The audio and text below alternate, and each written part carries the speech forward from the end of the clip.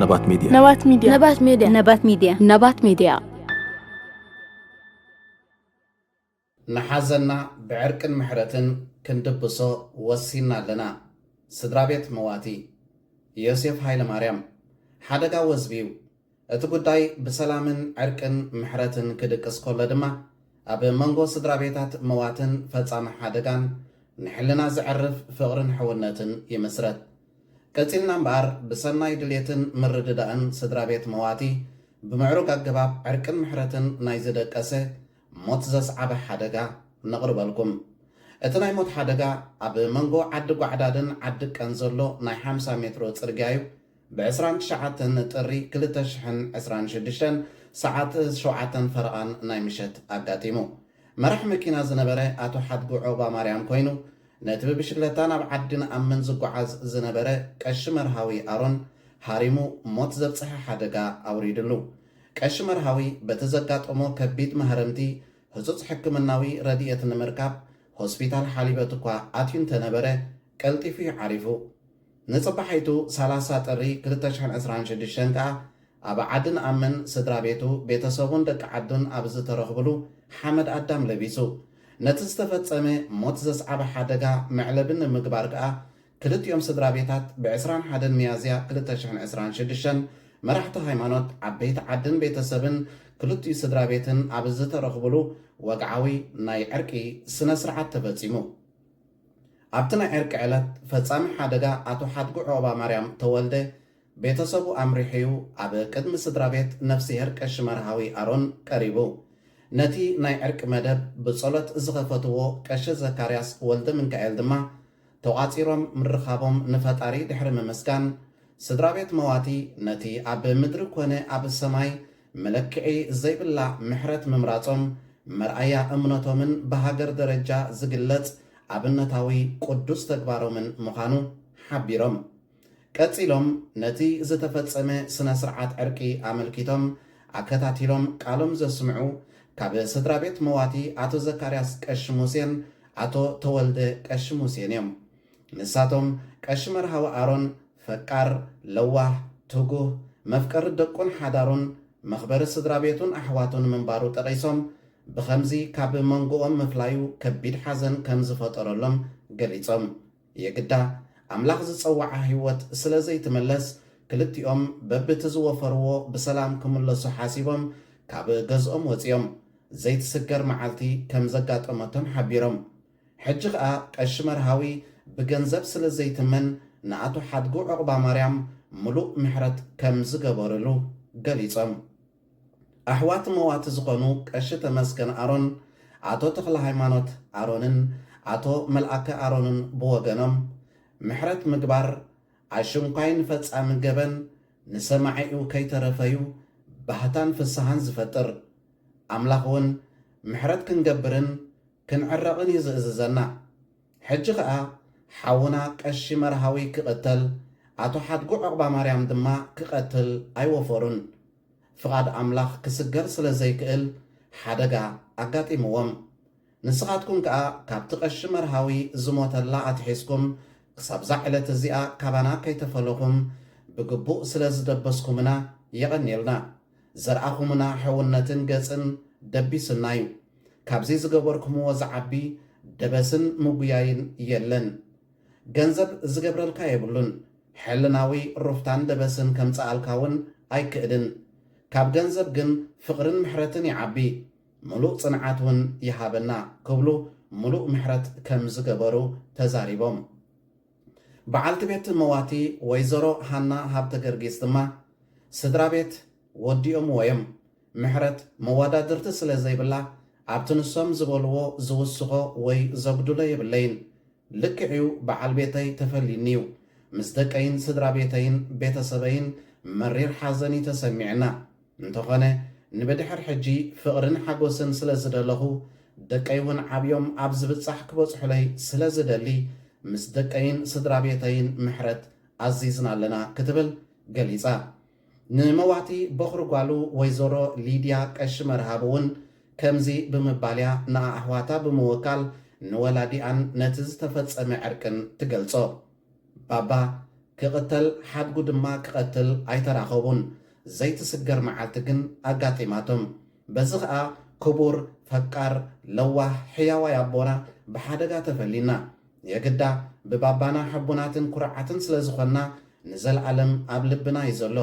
እጂ ኸዓ ምሕረት ምግባር ኣምላኽ ዝፈትዎ ሰናይ ተግባር ስለ ዝኾነ ኩልና ስድራ ቤት ተላዚብና ፍቕርን ምሕረትን ክንገብር ምውሳና ዝሕብነና እዩ ኢላ ኣስዕብ ኣቢሎም ድማ ቀሺ ጥዑም ህዝጊ ገብረ መስቀል ኣቶ ኣስመሮም ሃብተ ገርግሽን ኣቶ ከሰተ ካሕሳይን እዮም ተዛሪቦም ንሳቶም ንቐሺ መርሃውን ኣቶ ሓድጉን ዘይትስገር መዓልቲ ከም ዘራኸበቶም ጠቒሶም ሰብ ኮይኑ ዘይብድል ስለ ዘየለ ንዝበደለካ ምሕረት ምግባር ድማ መርኣያ ልቦናን ፍቕርን እዩ ምኽንያቱ ጽባሕ እውን ንዓና እንታይ ከም ዘጋጥመና ስለ ዘይንፈልጥ ስለዚ ንዓና እቲ ዝዓበየ ፍቕሪ ስለ ዝኾነ ፍቕሪ ከነትርፍ ኢና መሪፅና እዚ ኸዓ ንኣምላኽን ንሰብን ስለ ዘሐጉስ መግለፂ ክቡር ባህልናን ክብርታትናን ኮይኑ ናብ ዝቕጽል ወለዶ ንኽሰጋገር ክንደፍኣሉ ይግብኣና ድሕሪ ምባል ነፍስሄር ቀሺ መርሃዊ ንበዓልቲ ቤቱ ህፃናት ቆልዑ ገዲፍላ ከይዱ ስለ ዘሎ ኣተሓድጉ ነዞም ቆልዑ ድሃዮም ክፈልጥን ክንዲ ኣቦ ኮይኑ ሞራል ክህቦምን ድማ ተላብዮም ወላዲት መዋቲ ኣደይ እግዚኣብሃርያ ገብረሃንስ ብግዲአን ቀሺ መርሃዊ ለዋህ ፈቃር ተቐባል ጋሻይ ነይሩ ፍቓድ ኣምላኽ ኮይኑ ብኸምዚ ካባና ምፍላዩ ኸዓ ኣዚና ሓዚና ፍቓድ ጎይታ ግን ዘስገር ኣይኮነን ኩሎም ደቀይ ከዓ ካብ ነገርን ዕግርግርን ድሒኖም ነዛ ጉዳይ ብመንገዲ ዕርቂ ሰላምን ምሕረትን ክዛዝምዋ ምምራጾም ቀሲነን ንኣምላኽ ድማ ኣመስኪነን እዛ በዓልቲ ቤቱ ወይዘሮ ሃና ሃብተ ገርግሽ ድማ ኣምላኽ ጽንዓት ሂብዋ ደቃ ኸተዕብየለይ ዕለታ ነዊሕ ድራራ ሰፊሕ ይግበሮ ክእለት ከዓ ይሃባ ንዓይ ከዓ ኣምላኽ ጥዕና ሂቡ ነዞም ተሪፎም ዘለዎ ደቀይ ቀበርተ ይግበሮም ክብላ ገሊጸናልና ቀጺሎም በቲ ዝተፈጸመ ስነ ስርዓት ዕርቅን ምሕረትን ዝተሰምዖም ሩፍታን ባህታን ቃሎም ዘስምዑ ስድራ ቤት ፈጻም ሓደጋ እዮም ፈለማ ቀሺ ዘካርያስ ወልደ ሚካኤል ኣብ ዘስምዕዎ ናይ ምስጋና ቃል ሰብ ብገንዘብ ዘይኮነ ብሰላም ብፍቕሪ ብምሕረት እዩ ዝትመን ንስኻትኩም ድማ ሓሲብኩምን መኺርኩምን መርኣያ እምነትኩም ዝኾነ ምሕረት ምምራፅኩም ጻማኹም ካብ ኣምላኽ ርኸብዎ ጌርኩምዎ ዘለኹም ቅዱስ ተግባር ድማ ንዘንቲ ዕለት መግለጺ ክብረትኩምን እምነትኩምን ኮይኑ ንወለዶታት ክዝንተዩ ሕጂ ኸዓ ንቐሺ መርሃዊ ኣሮን መንግሥተ ሰማይ ንኹላትና ድማ ጽንዓት ይሃበና ኢሎም ካብ ወገን ፈጻም ሓደጋ ኣቦይ ቃልኣብ ኣብርሃም ብወገኖም ሕይወት ልዕሊ ኩሉ ክብርቲ እያ በቲ ዘይተሓሰበ ሓደጋ ግና ሕይወት ቀሺ መርሃዊ ኣሮን ወድና ሓሊፋ ኩላትና ስድራ ቤታት ድማ ኣዚና ጉሂና ኣምላኽ ግን ኣባኹም ኣብ ሕያወት ፈቃራትን ምሕረት ዘቐድሙን ስድራ ቤት ስለ ዘውደቐና ሩፍታ ተሰሚዕና ኣፍኩም ክንመልእ ኣብ ዝተመላለስናሉ ነቲ ኸቢድ ሓዘን ተጻዊርኩም ብጽቡቕ መልሓስን ጽቡቕ ግብርን ኢኹም ተቐቢልኩምና ካባኹም እንደልዮ ነገር የለን እቲ ንደልዮ ፍቕርን ሰላምን ኢልኩም ነቲ ጉዳይ ብዕርቅን ሙሉእ ምሕረትን ምዝዛምኩም ከዓ መርኣያ ክብረትኩምን ጭዋ ባህልናን ስለ ዝኾነ ወትሩ እናተዘከርኩም ክትነብሩ ክገብረኩም እዩ ክብሉ ገሊጾም ኣቶ ጸጋይ ገብረ መስቀል እውን ካብ ወገን ፈጻሚ ሓደጋ ኮይኑ ብዛዕባ እቲ ፍጻሜ ዕርቂ ከምዚ ክብል ምስጋንኡ ኣቕሪቡ ብሰንኪቲ ዘጋጠመ ሃንደበታዊ ሞት ዘስዓበ ሓደጋ ኣዚናይና ሰንቢድናን ጉሂናን የግዳ ነቲ ጉዳይ ብዕርቅን ምሕረትን ክትዛዝምዎ ምውሳንኩም ንኹሉ ሰማዒ ዝሕብንን ሕልናዊ ርፍታ ዝፈጥርን ስለ ዝኾነ ጻማኹም ካብ ኣምላኽ ርኸብዎ ነቶም ተሪፎም ዘለዉ ደቂ ቐሺ መርሃዊ ኸዓ ክንድሽሕ ይግበሮም ኢሉ ፈጻሚ ሓደጋ ኣቶ ሓድጉ ዕቑባ ማርያም ተወልደ ስለቲ ኣብ ህይወቱ ዘይርስዖ ዝተገብረሉ ምሕረት ምስ ቀሺ መርሃዊ ኣሮን ዘጋጠመና ሓደጋ ካብ ሕልናይ ዘይሃስስ ከቢድ ነገር እዩ የግዳ ስድራ ቤት እንዳቦይ ኣሮን ቀሺ ዓንደ ማርያምን ስድራ ቤት እንዳቦይ ሃብተ ገርጊስ ክፍለንክኤልን ካብ ጽቡቕን ፍሕሽውን ኣቀባብልኦም ጀሚርካ ከምዚ ገይሮም ሕትገትን ምሕረትን ስለ ዝገበሩለይ ንውዕለቶም መግለጺ የብለይን ጻምኦም ካብ ፈጣሪ ይርከብዎ ኣብ ጽቡቖም ድማ የውዕለኒ ንደቂ ቐሺ መርሃዊ ኣሮን ድማ ከም ደቀ ይርኤ ድሃዮም ክገብርን ክከታተሎምን እየ ኣምላኽ ከዓ ሓይልን ጸጋን ይሃበኒ ክብል ምስጋንኡ ኣስሚዑ ኣመሓዳሪት ምምሕዳር ከባቢ ዓድና ኣምን ወይዘሮ ወይኒ በኹረፄን